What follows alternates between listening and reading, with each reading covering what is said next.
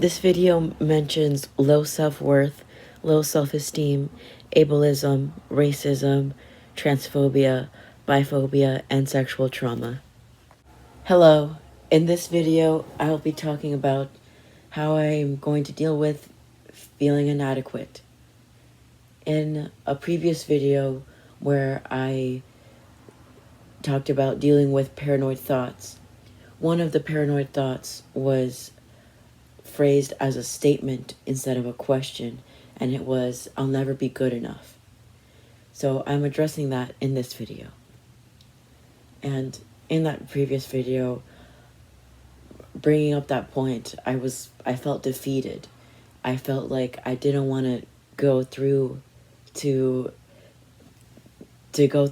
I didn't want to go through the motions of dealing with that thought because I felt defeated about all of the past work that I have done for my mental health and how it wasn't enough to get rid of this thought.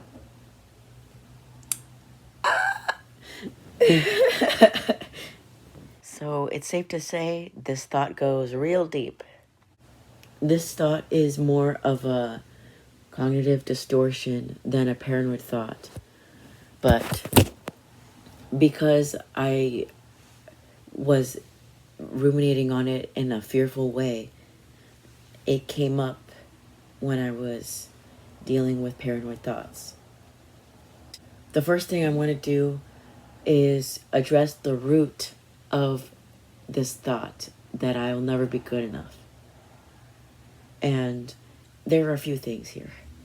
So the first thing I could think of was my grades in school. All growing up, if I got any grade that was less than 100%, my mom would tell me, "That's not good enough. You need to do better. You need to get a perfect score." And I really internalized that because it happened. She said that to me for every test that I ever brought home. I internalized that unless I have perfect effort, unless I have perfect scores, unless I'm perfect, then I am not good enough, and I need to get perfect. And once I am perfect, then I will get praise, which is really not healthy to think about. It's really not. The next things are all internalized. Internalized ableism, racism, transphobia, and biphobia. For racism, because people all around me were racist, I thought if I could just remove my race, if I could just remove my race, if I could just remove my culture, then I won't feel affected negatively by what people say around me. If I could just remove my trans identity from me, then I won't be affected negatively by what people say around me. Then I could be just like them and I could be perfect. If I could just not be bi, if I could just be straight, then I could remove the pressure of being the way that I am and instead be the way that other people expect me to be. For ableism, if I could just push through all of my physical hurts and not say anything about them, if I could just ignore them and not have them anymore, if I could be cured, if I could be cured from my mental health, if I could be cured from me not communicating well enough, then I'll be good enough, then I'll be perfect, then I'll accept praise, then I will have worth, then my self-esteem will get higher.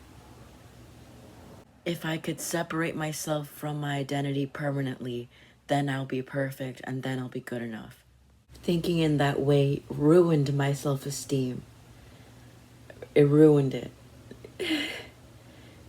When I was in school, I would take quizzes of what level is your self-esteem at, and consistently, I would get 0 out of 36.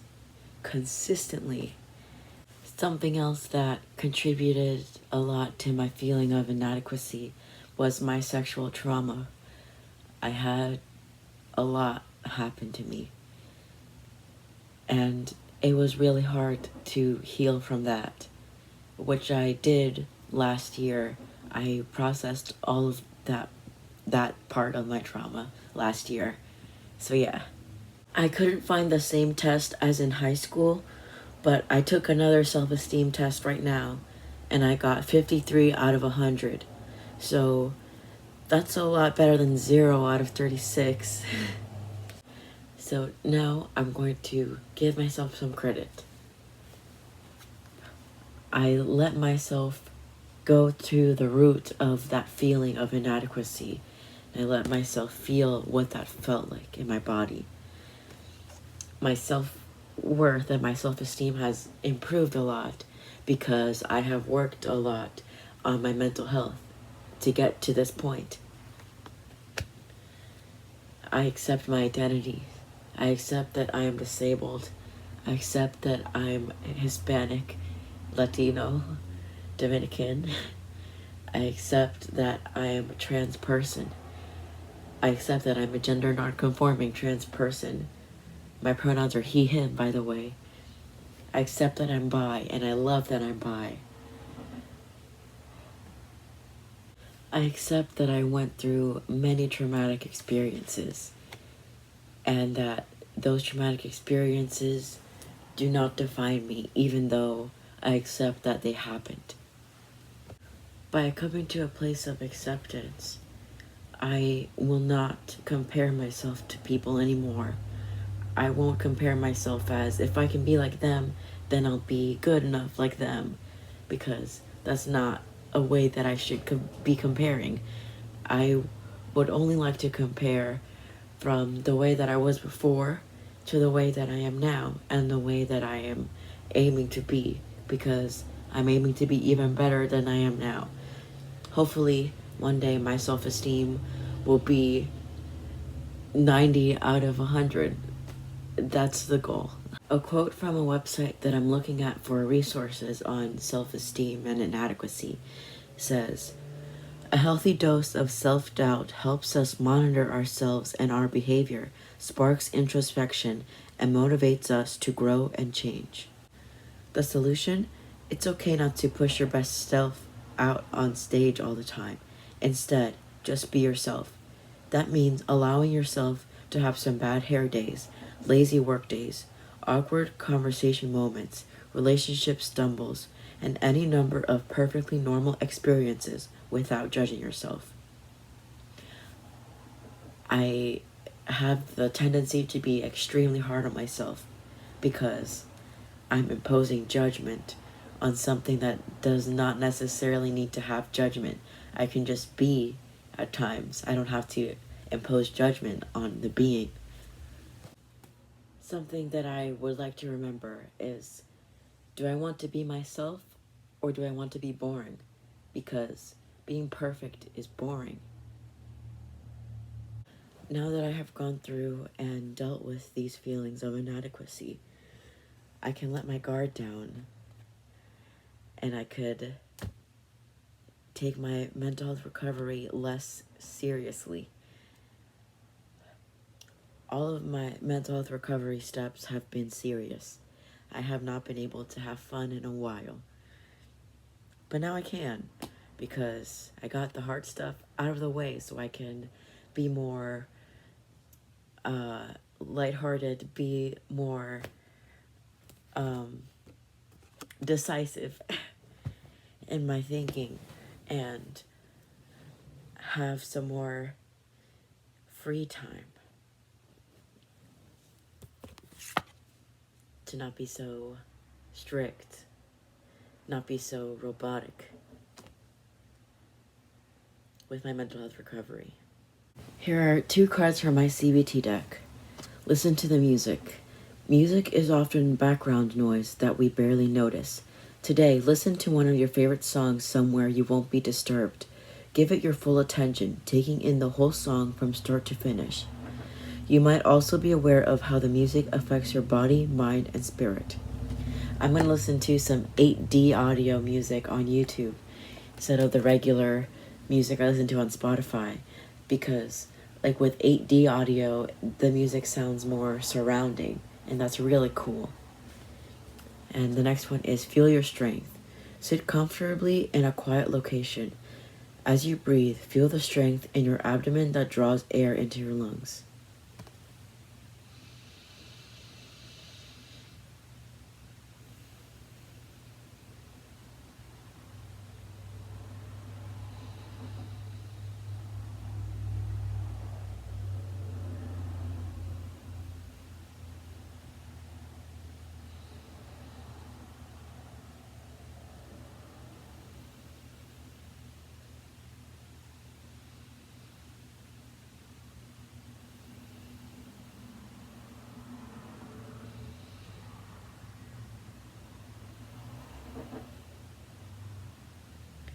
Become aware of how the breath powers your fundamental connection to this life and radiates through your body, all the way out to your hands and feet.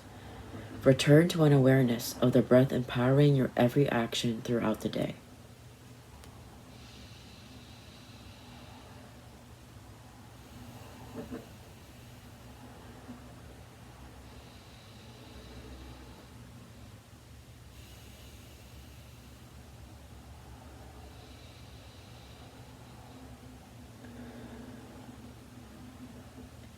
Something that I struggle with is speaking positively toward myself.